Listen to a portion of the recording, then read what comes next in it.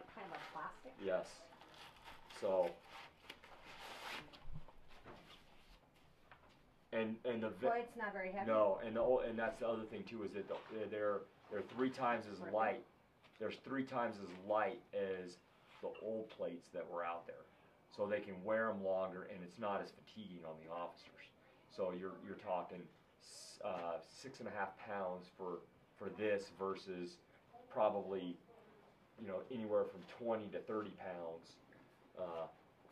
Anywhere from, I would say, anywhere between maybe 14 to 30 pounds, depending on. Now you said these vests are only used by your incident teams, special No, teams? they'll be issued to every officer. Me too. So every officer will have this, the availability to put this in the back of their car. Okay, so how many officers is that? We have 91 sworn. Okay, how much do these vests cost? We're getting them at a pretty good dealer's price right now. I don't know if I can give you the price, because we're getting them for $580 a piece. Okay, but you said that you guys got a grant.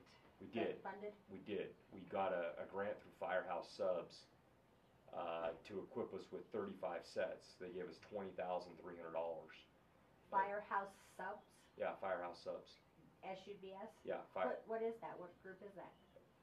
It's a sub shop. Firehouse, the sandwich shop. Oh, okay. Yeah, have you never eaten there? I never have, no. It's they got one in Narrow Falls, don't they? And you said that you bought how many with the? We're going to buy 35 sets. We haven't got the check yet, but the check is we processed the paperwork just a few days ago. We got awarded the grant through their public safety fund. Okay. They have a public safety fund that does these type of grants for safety equipment for police and fire departments. So we applied for the grant.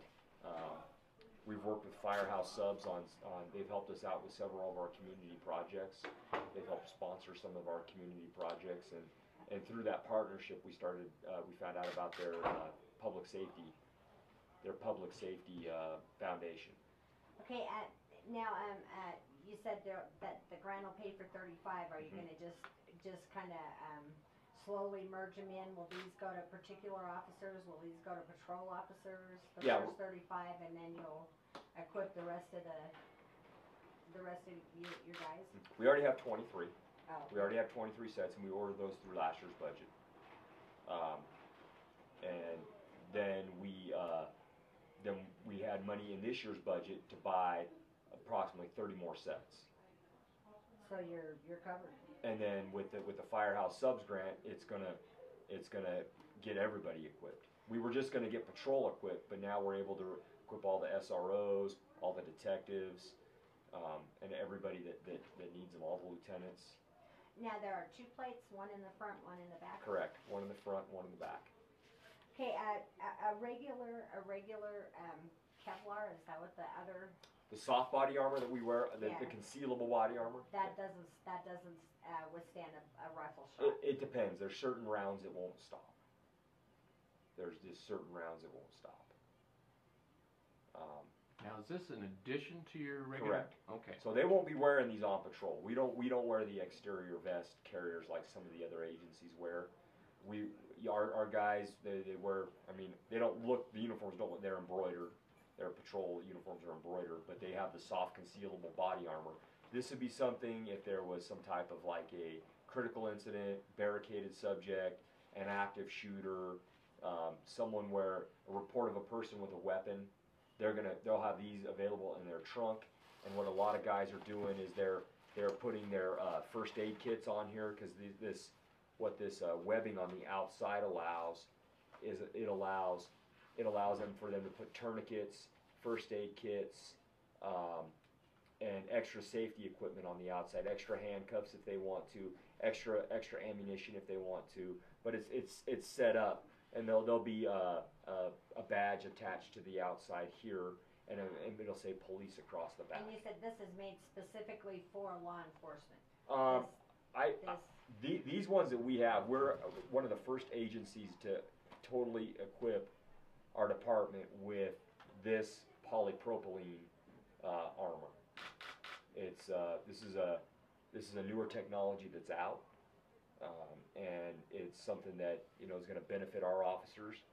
It's going to benefit. It's strictly for their safety, and it'll enhance the safety of the public too. Because if we need to go somewhere and rescue somebody, they'll have added protection to go in and do that. They'll be able to throw these on and go in, and they do sell products to the military. I'm not sure what they sell to the military, but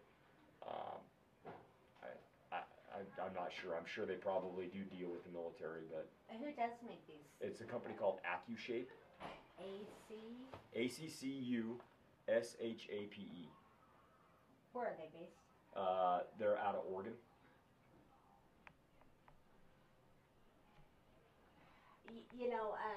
It seems like we were just talking about that.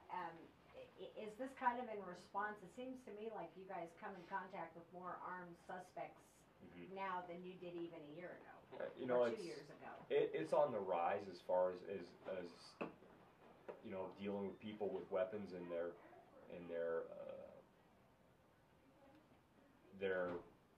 I guess I'm trying to think of the right words to use here, but towards law enforcement overall. I think that the people are just more willing to. We just the other night we had a guy shot at here in town. 6 months or last October we had an active shooter from a vehicle. Yeah. So, I mean those incidents were they're seeming more frequent. I guess is the best way I should put it is those incidents seem to be a little more frequent, not only here but across the country. Do you think that national headlines have kind of maybe bolstered that or created that Sure. or contributed to that? I do. I believe that.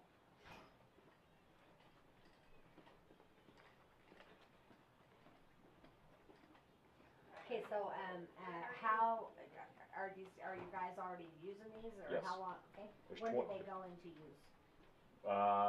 We got them sometime last year. It might have been earlier this year. I believe we got them earlier this year. I'd have to check the date, but it was within this last budget year that we got them. So maybe January, February. I'd have to check check with our quartermaster to see when they came in and we got them issued. Now, have you guys deployed them? Have you been in a Yeah. situation where they've been used? Yes, yeah, and in fact, not only that, but we're doing training right now. Our low light training up at the range, our low light firearms, and officers are required to wear these when they train too. So they're comfortable with them wearing them, and comfortable using them, and comfortable having those things that are available to them. Their resources that are available to them. Logistically, what does one of these weigh? 6.5 pounds. 6.5 pounds. For front, back, and the carrier. Okay. So, which is, I mean, think about that versus having 20 pounds strapped to you. I mean, the average CrossFit athlete will train with a 20-pound weighted vest to increase performance. Well, under stress and under, we've already got like 25 pounds of gear on, and then you throw another 20 pounds of gear, you decrease mobility, endurance, especially under stress. It's going to really take the weight off the officer's shoulders to, but only literally, but figuratively both, to 19 have that. pounds. Yeah. Yeah. To have that. And it's, like I said, some of the plate systems out there go 30, 35 pounds. They're pretty heavy. Now, when we talked to you, you said you've also not only armed suspects, but you've seen a rise in the number of suspects with rifles. Yeah. Well, I mean, we live in Idaho. Any house has an average of, how many hunting rifles in them. There's hunting rifles. There's, the people with AR-15s or 308s or, so anything like that is something that is readily accessible in our state. So, and most people in our state are responsible gun owners. They're responsible gun owners that take care of, their rights and their weapons but there is a lot of weapons out there, and if our guys happen to go into an incident where there's somebody that is armed with one of those, I want to give them the best tools that they have to be able to go home at the end of the night. You know, I talked to Sheriff Nielsen and I've talked to, to Eric Daly at this ISP, and they're both under like 5 officers. They're down 5 officers. I think maybe that Captain Daly might tell me he was down 6. Are you guys down personnel? We have a few. We have we're replacing some positions right now. We have 1 person in the academy. We have 2 that we just hired, and we're looking to hire 3 more. Okay, Sheriff Nielsen said that because of all the national headlines and all of that, the fact that now so many suspects are armed and police-involved shootings and people shooting at the police is so common that he's having a hard time recruiting new people. How about you guys? Is recruitment down? Is recruitment lower than it has been because of all the guns and all the chaos and the national headlines? I don't think it's so much because of the guns and the chaos. I think it's an overall attitude that is, going into police work of the things that we have to deal with on a daily basis. It's not just about the guns and the threats of violence that are out there, but it's the overall big picture of things. Public viewing. Yeah, the public view of law enforcement, and we're blessed. We're truly blessed to live in the area that we are in, because I don't think that touches us as much as it touches places like back east or down south. We have a great relationship with our community. We do lots of community events. I got a handful of people I can call if I know I'm having an issue, and for community outreach. So I think that's something unique with our community. We have a pretty good relationship with our community. So, like we had guys out at a trunk or treat. We do things on a regular basis like that. We did a food drive for the food bank here not too long ago. We raised 2,500 pounds of food and $2,500. Okay. With it was helping out needy families. The throughout the county community. is doing that same thing. Sheriff Nielsen has the Fu Manchu thing. Yeah, he's got something going on. We're not sure. I'm not sure if that's a Fu Manchu or a half a goatee or what. He's And you know what? But he looks good with it on. So you know what? And he's the boss, so you know what? He can wear whatever he wants. Call it whatever. Absolutely, You want, sir. absolutely. I think we're in pretty good shape. Can you think of anything else that you want to add, or that?